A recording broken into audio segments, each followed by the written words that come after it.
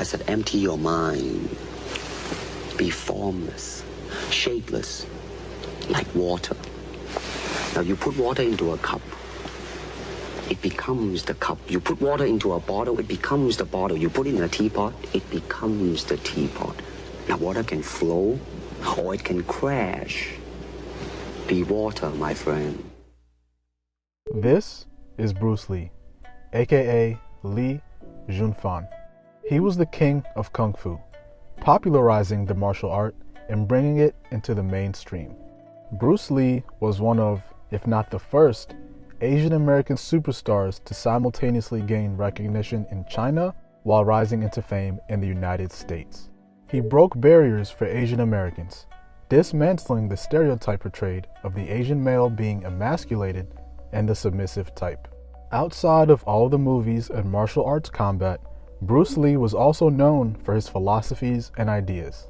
From interviews throughout his career, you can notice the calm, respectful demeanor that Lee portrayed. He had a truly unique way of communicating his ideas and teaching his students about his way of life. Lee's philosophy was heavily influenced by both Buddhism and, of course, Taoism.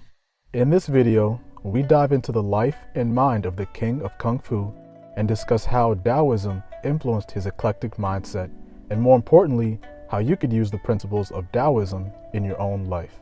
We hope you'll walk away from this video with a new perspective and maybe even apply some of the concepts discussed where you see fit. Today, we make the connection between Bruce Lee and Taoism.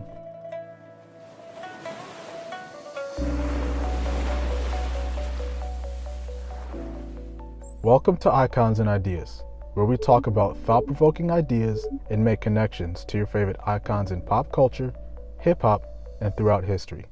Let's begin. Who is Bruce Lee? Bruce Lee was born on November 22, 1940 in San Francisco's Chinatown. His mother, Grace Lee, originally named him Jun Fan, meaning return again, in their native Cantonese language. Bruce was actually a nickname the delivery doctor gave him, which eventually stuck and became the name that we know him by now. Despite being ill as an infant, Lee grew up to be a very active child, getting his start in acting and martial arts as a young boy. While training and developing his martial arts skills, Bruce began learning the importance of mental strength and meditation. He eventually got back into acting, introducing his newfound martial arts skills in the motion pictures he starred in, and soon enough gained massive worldwide recognition and brought Kung Fu into the American and then international mainstream spotlight. And the rest was history. But for the purpose of this video, what exactly did Bruce Lee know and teach about mental strength and meditation that helped him become so successful? This is where Taoism comes into the picture. What is Taoism? Taoism is a philosophical tradition that originated in China, which emphasizes living in harmony with the Tao, also known as the Way. Taoists describe the Tao as a dynamic force that transcends beyond our human senses and ability to comprehend.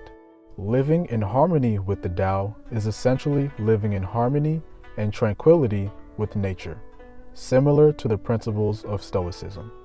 And of course, Taoism can't be properly introduced without mentioning the work of 𝐦𝐸𝐿, the Tao Te Ching, and its impact on philosophical and religious Taoism. The Tao Te Ching is one of history's most translated pieces of literature, coming second to the Holy Bible. The text highlights the virtues of naturalness and non-action, aka Wu Wei. Wu Wei can be described as a state of flow, where action isn't forced or premeditated, it just occurs naturally. Have you ever been working on a project and you just suddenly hit your stride, where you end up losing track of time, accomplishing a remarkable amount of work? Many describe this quote-unquote stride as our flow state, where action becomes borderline effortless. In contrast, have you ever sat down with the goal of finishing a task, and no matter how hard you try and concentrate or force yourself to finish the task at hand, You just can't seem to do it. You're not alone. Taoists and scholars alike have studied and discussed this conundrum for centuries and are still trying to figure it out. Taoism emphasizes the importance of meditation and mindfulness, and how being present to the moment can allow for easier access to this state of flow in our everyday lives. Athletes especially have found usefulness in how fully living in the present moment can impact their performance. For example, we can see when a basketball player gets too much in their head and anxiously takes shots or misses defensive plays, going on a quote-unquote cold streak. Contrarily, there's times when a player just seems to make every shot, be ahead of every defensive play, and seemingly becomes unstoppable throughout a quarter, half, or even the full game. It's almost as if they start experiencing the game happen in slow motion and can preemptively know where certain plays will be made or what other players will do before they do it. It's really an incredible thing to watch. Taoist principles affirm values that many of us intrinsically share. When we force things to happen, resistance seems to arise and block our way. But when we go with the flow and take action only when necessary, the path seems to clear and guide us where we need to be. Bruce Lee emphasized the importance of being formless, like water. Water doesn't seek to change its environment or aimlessly push up against boundaries in order to break through. Water harmonizes with its surroundings, moving through crevices and obstacles with ease. No matter how big an obstruction is, water naturally finds the easiest and quickest way to navigate around it. This philosophy is evident in Lee's martial arts practice. He was a master of adapting to his opponent's fighting styles, and while when he struck hard and quick, he never forced himself to adapt to a certain way of combat. Bruce Lee was also a devoted note-taker, carrying around a tiny notebook with him everywhere he went. Here's something from his personal journal that may be of use. Flow in the living moment. Have no rigid system in you, and you'll be flexible to change with the ever-changing. Open yourself and flow, my friend. If nothing within you stays rigid, outward things will disclose themselves. Moving, be like water. Still, be like a mirror. Respond like an echo. The power of gentleness.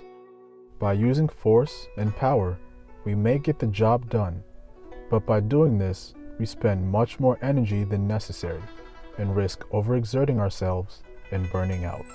However, when naturally taking action in the state of flow, we find the balance between knowing when to act and when not to, bouncing between states of action and non-action.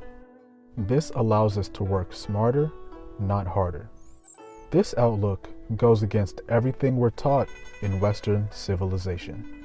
Growing up, we're told that in order to accomplish anything meaningful, we have to work hard and put in massive, non-stop effort. The more work we put in, the better. Rest and relaxation are seen as weakness and laziness. This way of thinking can lead to anxiety and depression when we find ourselves needing to take a step back and recharge. However, when you look at nature, many things tend to unfold at their own time without any additional intervention. If something is meant to happen, it tends to happen in its own due time. It helps to see life as a stream. We can choose to swim against the current or with the current. For most of our lives, we swim against the current, forcing certain people to like us and forcing certain situations to unfold the exact way we want them to. But in the end, these scenarios rarely play out how we really want them to when we demand that life play out in our way and our way only. Sometimes we have to take a step back and soberly accept that what's meant to be in our lives will find a way. It's important to not simply just live life carelessly and not take any direct action, but to have discernment and find a balance between taking action when it feels natural and choosing to take a step back when the timing isn't right. There are many circumstances in life that are out of our control, and using brute force to fight against the nature of life may lead to heartbreak, burnout, and depression. We can't control other people or most of our external environment, but what we can control is our ability to flow with the stream of life, accepting that which we cannot change and taking necessary action on internal attributes that we can change when presented the information or opportunity to take action. When you stop trying to force things to happen and lose yourself in the present moment, taking both each failure and success as they come, your anxiety of the past and fear of the future tend to melt away, making way for mental clarity and inner peace. This is the way of the Tao. Thanks for watching this episode on Icons and Ideas. If you like this video and want to see more like it, please give it a thumbs up and consider subscribing. And feel free to leave suggestions for future videos down in the comments. Thank you.